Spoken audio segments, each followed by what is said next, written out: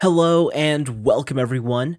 This is Type V3 and coverage of the S.H.Figuarts Avengers continue. Taking the lead and providing a shield for the team, this is Captain America, based on his appearance in Marvel's The Avengers Age of Ultron. S.H.Figuarts Captain America makes a solid first impression. From the outset, it's a great looking figure. The overall proportions and silhouette of the toy are aesthetically pleasing. He's got the triangular upper torso that's desired by all gym rats, and there isn't a single aspect that brings the visuals down. The smaller details of the costume are equally as impressive. Sharp lines and subtle layering in the sculpt create the look of a padded bodysuit. Granted, I don't think the on-screen costume was as form-fitting as this figure suggests, and probably could have benefited from some looseness in the pants and wrinkles in the sleeves. General coloring is where this figure loses some points for me. The traditional red, white, and blue are all there, I just wish they had a bit more punch behind them. I think the colors were desaturated one step too far in the production stages.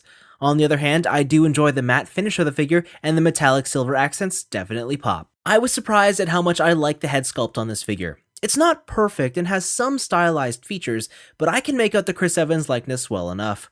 I especially love the depth of the eyes, although this is more of a side effect from another feature.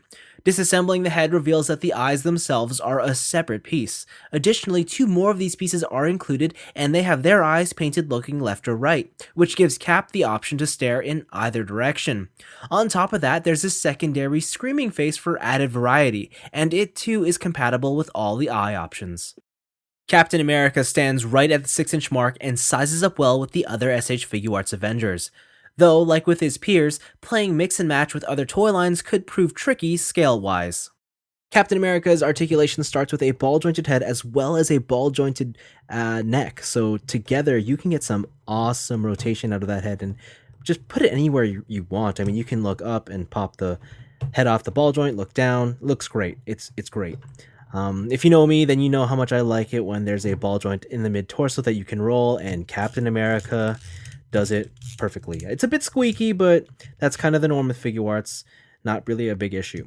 There's also a ball joint at the waist, so you can also roll that pretty well. The only limitation is you can't get side to side motions all that far because it does get impeded by the shape of the waist, but it's okay because I feel like any further and you would get him in some sort of unrealistic waist moving action. Now, before I demonstrate the arm articulation, I just want to mention something here.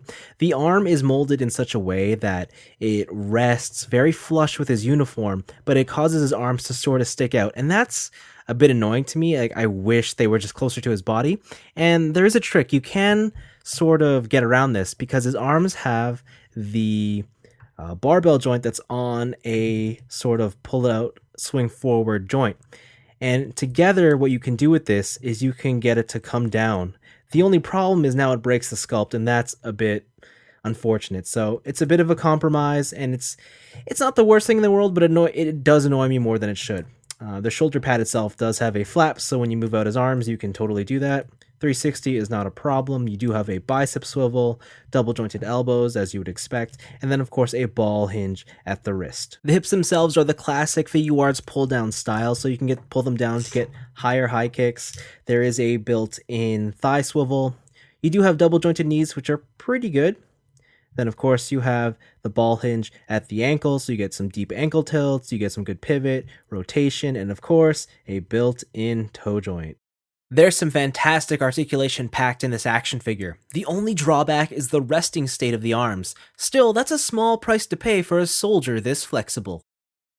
Accessories start with your standard assortment of hands. Fists, as well as two types of open palms, serve as the main display options. There's two more pairs of hands, but we'll touch upon their details in just a minute. Captain America's shield is the only other accessory included, and it's easily the most prominent one.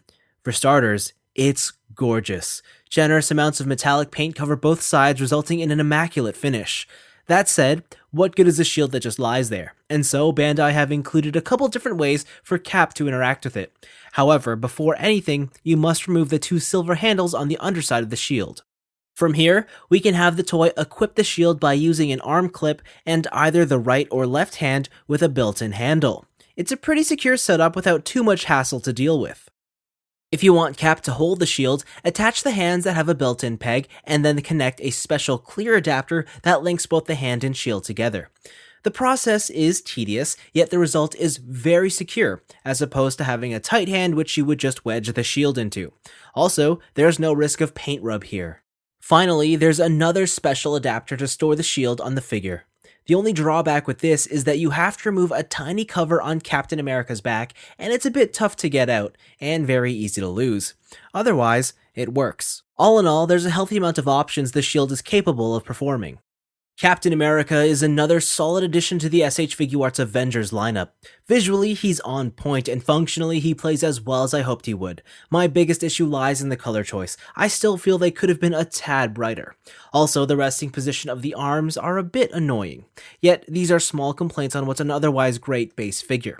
Accessories are good too, and I love all the different options you have with the shield, although there's no denying that changing up a pose could become a timely event because of how tedious the shield mechanics can be.